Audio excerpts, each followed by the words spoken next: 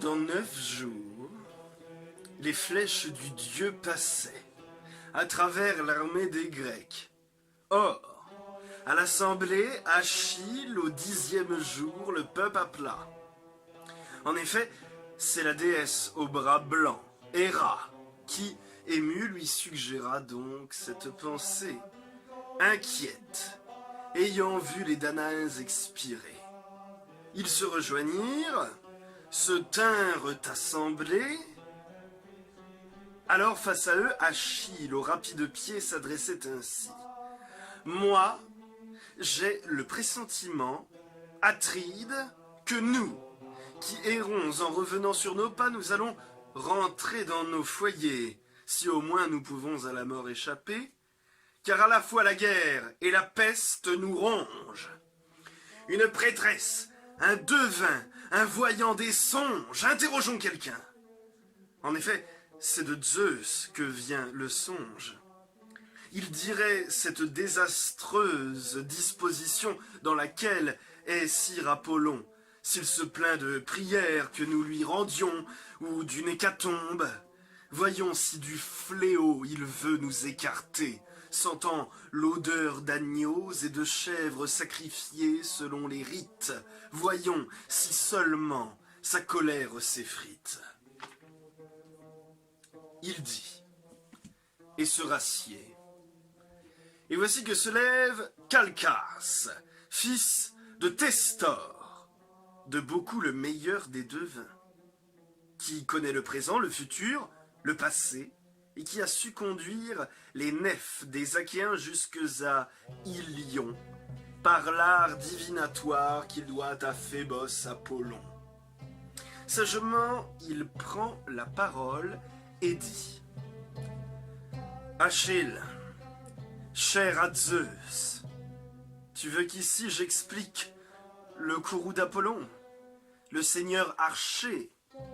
Eh bien, je parlerai.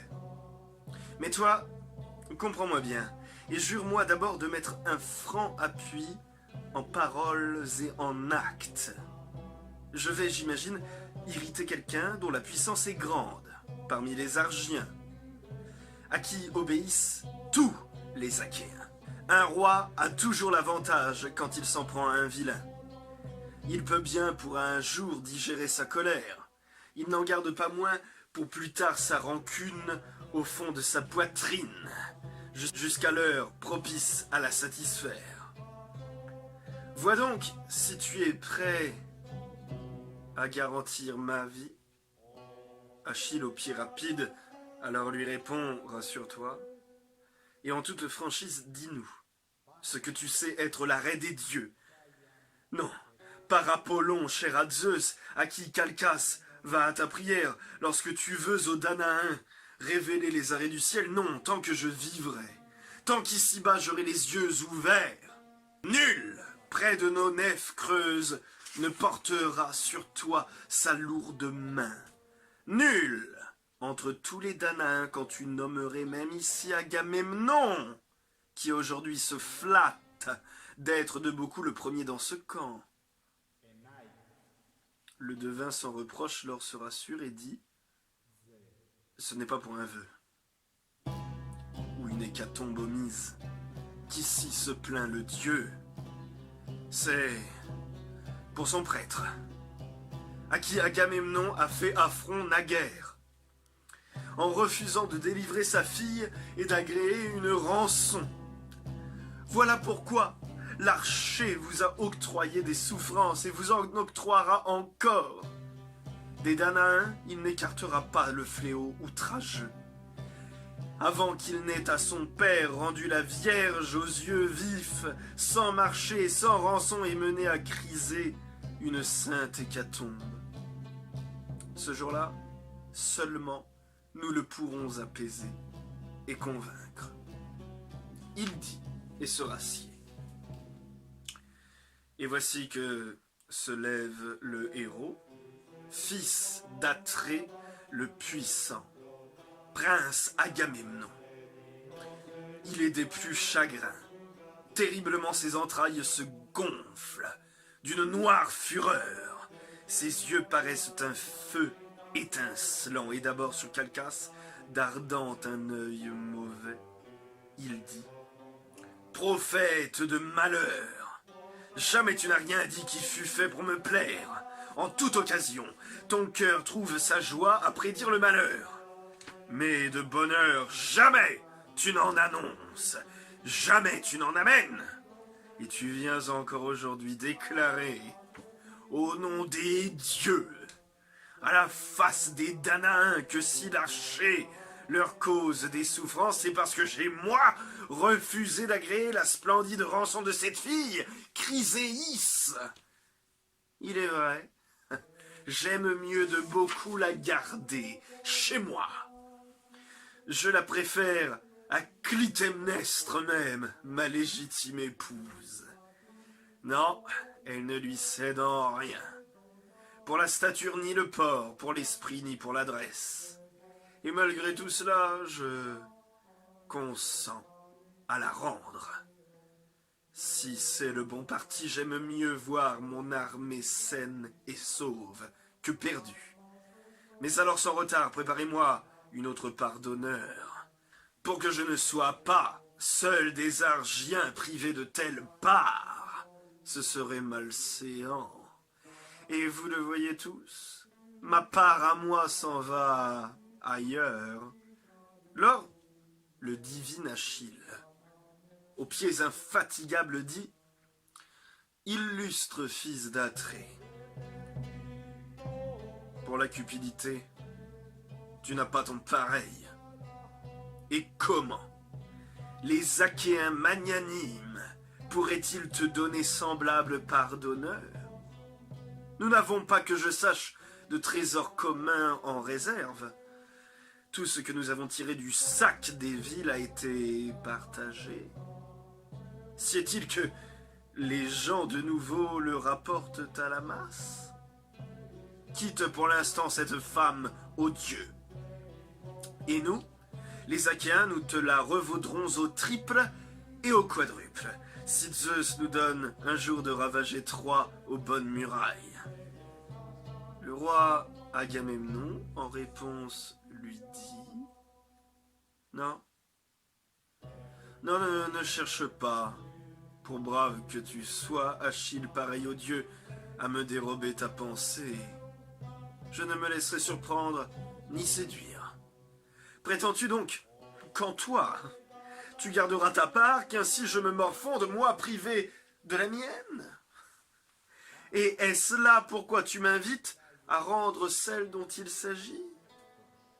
Si les Achéens magnanimes me donnent une part d'honneur en rapport avec mes désirs et égale à ce que je perds, soit. Mais s'ils me la refusent, c'est moi qui irai alors prendre la tienne, ou celle d'Ajax, ou celle d'Ulysse. La prendre et l'emmener. Et l'on verra la fureur de celui chez qui j'irai. Mais à cela nous songerons plus tard. Pour l'instant, allons. À la mer divine, tirons la nef noire. Formons une équipe choisie de rameurs, puis embarquons une hécatombe. Faisons monter à bord la jolie Chryséis, enfin qu'un chef soit pris parmi ceux qui ont voix au conseil, Ajax, Idoménée ou le divin Ulysse, ou toi-même, hein, toi, le fils de Pélée, l'homme entre tous terrible, pour accomplir le sacrifice par lequel tu sauras apaiser le préservateur.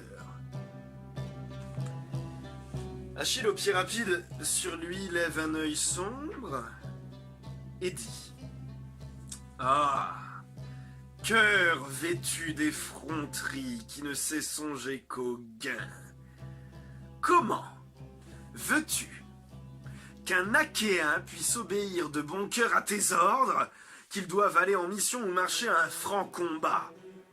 Car enfin, ce n'est pas à cause de ces Troyens belliqueux que je suis venu, moi, me battre ici. À moi, ils n'ont rien fait, hein?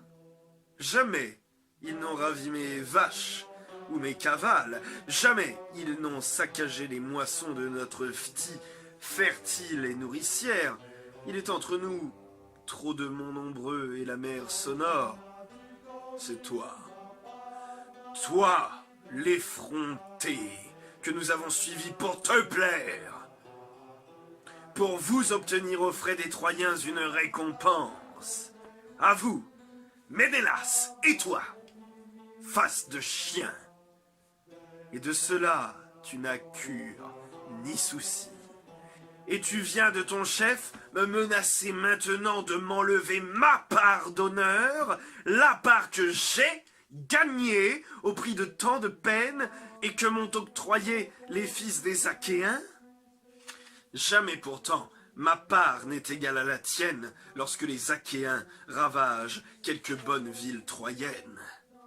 Dans la bataille bondissante, ce sont mes bras qui font le principal, mais vienne le partage, la meilleure part est pour toi. Elle est mince au contraire. Et j'y tiens d'autant plus la part que moi je rapporte à mes nefs quand j'ai assez peiné à la bataille. Mais cette fois, je repars pour la Phthie. Mieux vaut 100 fois rentrer chez moi avec mes nefs recourbées.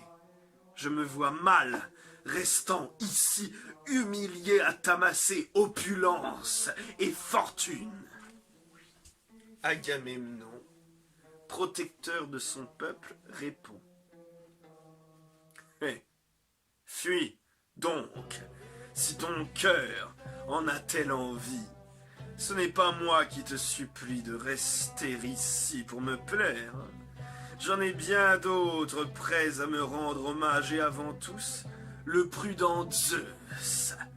Tu es bien pour moi le plus odieux de tous les rois issus de Zeus. Ton plaisir toujours, c'est la querelle, la guerre et les combats. Pourtant, si tu es fort, ce n'est qu'au ciel que tu le dois. Va-t'en chez toi, avec tes nefs, tes camarades, va régner sur tes myrmidons. De toi, je n'ai cure et me moque de ta rancune. Entends pourtant ma menace. Si Phébos Apollon m'enlève Chryséis, je la ferai mener par une nef et des hommes à moi, mais à mon tour en personne j'irai jusqu'à ta baraque, et j'en emmènerai la jolie Briséis, ta part, à toi, pour que tu saches combien je suis plus fort que toi, et que tout autre à l'avenir hésite à me parler comme on parle à un père, et à s'égaler à moi devant moi.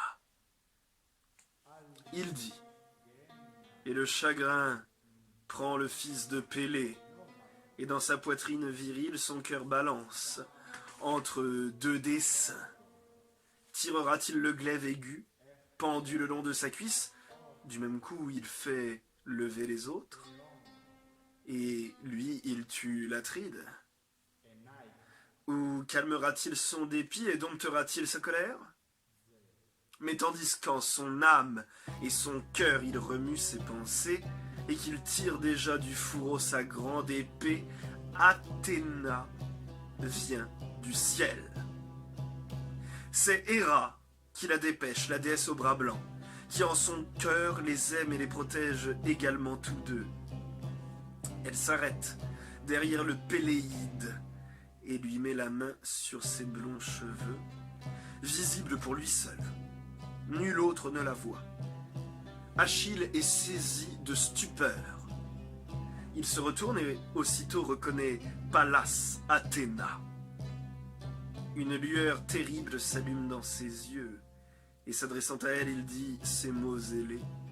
« Que viens-tu faire encore, fille de Zeus qui tient l'égide? Viens-tu donc voir l'insolence d'Agamemnon, le fils d'Atrée? Eh bien, je te le déclare, et c'est là ce qui sera. Son arrogance lui coûtera bientôt la vie. » La déesse aux yeux pères, Athéna, lui répond « Je suis venu du ciel pour calmer ta fureur. Me veux-tu obéir ?» La déesse aux bras blancs, Héra, m'a dépêché, qui en son cœur vous aime et vous protège également tous deux. Allons clos ce débat, et que ta main ne tire pas l'épée. Contente-toi de mots, et pour l'humilier, dis-lui ce qu'il attend. Va, je te le déclare, et c'est là ce qui sera. On t'offrira un jour 3 fois autant de splendides présents pour prix de cette insolence. Contiens-toi et obéis-nous. Achille, au pied rapide, Laure lui répond ainsi. Un ordre de vous deux, déesses, est ce qu'on observe. Quelques courroux que je garde en mon cœur, c'est là le bon parti. Qui obéit aux dieux, des dieux est écouté. Il dit.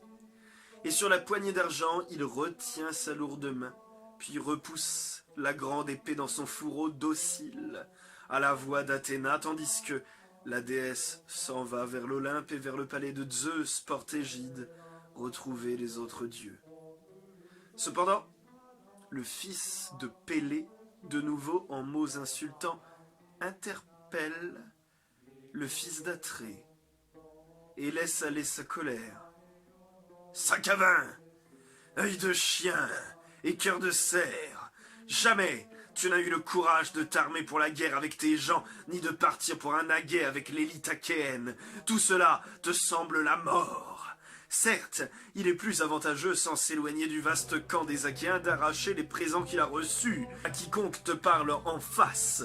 Ah, le beau roi, dévoreur de son peuple, il faut qu'il commande à des gens de rien, sans quoi, fils d'Atrée, tu aurais aujourd'hui lancé ton dernier outrage. Eh bien, je te le déclare et j'en jure, un grand serment, ce bâton m'en soit témoin, qui jamais plus ne poussera ni de feuilles ni de rameaux, et maintenant qu'il a quitté l'arbre où il fut coupé dans la montagne, jamais plus ne refleurira. Le bronze en a rasé le feuillage et l'écorce, et le voici maintenant entre les mains des fils des Achéens qui rendent la justice, et au nom de Zeus maintiennent le droit. Ce sera là pour toi le plus sûr des serments. Un jour viendra où tous les fils des Achéens sentiront en eux le regret d'Achille. De ce moment-là, malgré ton déplaisir, tu ne pourras plus leur être en rien utile, quand par centaines ils tomberont mourants sous les coups d'Hector, meurtrier. Alors au fond de toi, tu te déchireras le cœur dans ton dépit d'avoir refusé tout égard au plus brave des Achéens. Ainsi dit le fils de Pélée, et jetant à terre le bâton percé de clous d'or, il s'assied. De son côté, l'Atride est rempli de colère, mais voici que Nestor se lève. Nestor au doux langage, l'orateur sonore de Pylos. De sa bouche, ses accents coulent plus doux que le miel. Il a déjà vu passer 2 générations de mortels qui jadis avec lui sont nés et ont grandi dans Pylos la divine. Et il règne sur la 3e. Sagement, il prend la parole et dit « Là, le grand deuil qui vient à la terre achéenne. Quel plaisir pour Priam et les fils de Priam. S'ils savaient tout ce qui en est de cette lutte entre vous, vous, les premiers des Danaïens, au conseil comme à la bataille, allons, écoutez-moi, tous deux, aussi bien suis-je votre aîné. J'ai déjà été, moi, le compagnon d'hommes plus brave encore que nous. Et jamais ils ne firent fi de moi. Pourtant je n'ai pas vu encore, et jamais je ne verrai, d'hommes tels que Pyritos, ou Dryas, le pasteur d'hommes, Séné, Exadios, le divin Polyphème, ou Thésée, fils d'Égée, semblable aux immortels. C'étaient des hommes forts, entre tous ceux qui ont grandi sur cette terre, et forts entre tous. Ils luttaient contre adversaires, forts entre tous, les monstres de la montagne, et ils en firent un horrible massacre. Pour les rejoindre, j'avais quitté Pylos, là-bas, terre lointaine, ils m'avaient appelé. Et je me battais pour mon compte. Ah, contre cela, nul aujourd'hui ne pourrait plus lutter des mortels d'ici-bas. Eh bien, ces hommes-là méditaient mes avis et écoutaient ma voix. Allons, écoutez-la aussi. Qu'il écoute, prends le bon parti. Pour brave que tu sois, renonce donc toi. à lui prendre la fille. Quitte-la, comme la part d'honneur que lui ont tout d'emblée donné les fils des Achéens. Et toi, fils de Pélée, ne t'obstine donc pas à quereller un roi en face. L'honneur n'est pas égal. Que possède un roi porte-sceptre à qui Zeus a donné la gloire. Tu es fort. Une déesse fut ta mère, mais il est, lui, plus encore, puisqu'il commande à plus d'hommes. Toi, fils d'Atrée, arrête ta fureur, c'est moi qui t'en supplie. Relâche ton courroux et égare à Achille. Les Achéens n'ont pas de plus ferme rempart contre la guerre cruelle. Le roi Agamemnon, lors, lui répond ainsi. Tout ce que tu dis là, vieillard, est fort bien dit. Mais cet homme prétend être au-dessus de tous être le maître, de tous être le roi, à tous donner des ordres. Je crois savoir quelqu'un qui n'obéira pas. Si les dieux toujours vivants ont fait de lui un guerrier, lui donnent-ils donc mission pour cela de ne s'exprimer qu'en injures? Et le divin Achille brusquement lui réplique. On me dirait vraiment lâche et homme de rien si je t'allais céder en tout au premier mot. Commande ainsi à d'autres, et ne viens pas me donner d'ordre à moi, car je crois que de ce jour, je ne t'obéirai plus. Mais j'ai encore quelque chose à te dire. Mets-le-toi bien en tête. Pour la fille, mes bras ne se battront pas ni contre toi ni contre un autre. Vous me l'aviez donnée, vous me la reprenez. Mais de tout le reste de ce que j'ai à moi, près de ma rapide nef noire, tu n'emporteras rien, en me l'enlevant malgré moi. Tiens, faisons donc l'épreuve, et ceux-ci verront, le sang noir vite giclera tout autour de ma javeline. Cet assaut terminé, de brutales répliques, ils se lèvent tous deux, rompant l'assemblée, près des nefs achéennes. Et tandis que le fils de Pélée regagne ses baraques et ses bonnes nefs, escorté du fils de Ménétios et de ses compagnons, le fils d'Atrée fait tirer à la mer une fine nef. Il y met 20 rameurs choisis. Il y embarque une hécatombe aux dieux. Il y conduit et installe lui-même la jolie Chryséis. Enfin, montant à bord, l'industrieux Ulysse prit le commandement.